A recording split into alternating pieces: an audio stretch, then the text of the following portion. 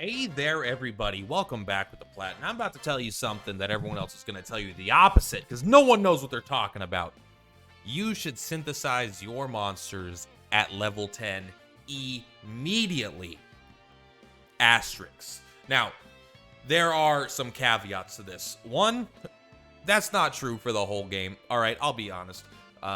But you absolutely should, when you start the game, not be afraid and just start synthesizing your monsters as soon as they hit level 10. At least for the first round. And I think that this rule will go for pretty much any time you scout a monster out in the wild that you want to bring it back ASAP and then synthesize it into something. Unless you're saving it for some sort of synthesis recipe.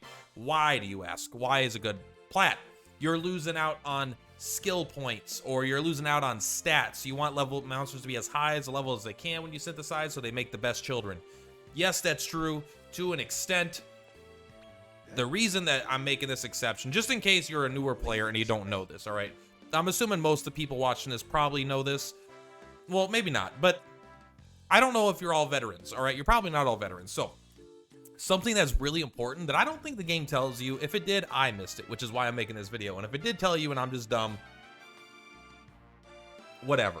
So the amount of skill points, I believe they're called skill points, talent points, whatever, that a monster earns is based on the number of known talents it has. Yes.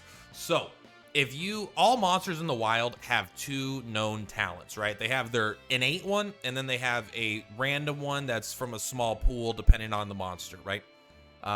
So if they have two talents like they do in the wild, every time that they get talent points when they level up, they're getting less, at least for the first like 10 plus levels minimum, probably more. But like, you'll see if you have this guy and you get him to like 2 or 3 or whatever, and you get your first talent points, they only get 6 talent points as opposed to 9.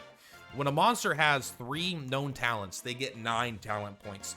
So if you're trying to save some of these monsters to level up to be super, super strong, it's not worth doing it right away. What you want to do is you want to get the monsters, synthesize them with something else, get them that 3rd talent. That way, once they have 3 talents, then you're not going to be losing skill points as you go up. Talent points, skill points, whatever.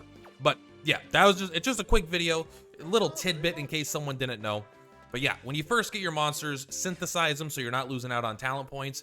And then, yes, it is likely true that you do want to hold off as much as possible. Because I believe the parents pass down half of their, like they add their stats together and then they divide it by 2. I think it does the same rules as talent points. Maybe it's divided by 4 or something like that instead. So I don't know exactly what is passed down and how much of it. But I do know for sure you get less talent points when you scout a monster. Every time you scout a monster, it's going to have less talent points than something that you yourself synthesized. So get that process going. Anyway, short and sweet. Purplatypus. See you in the next one. Peace.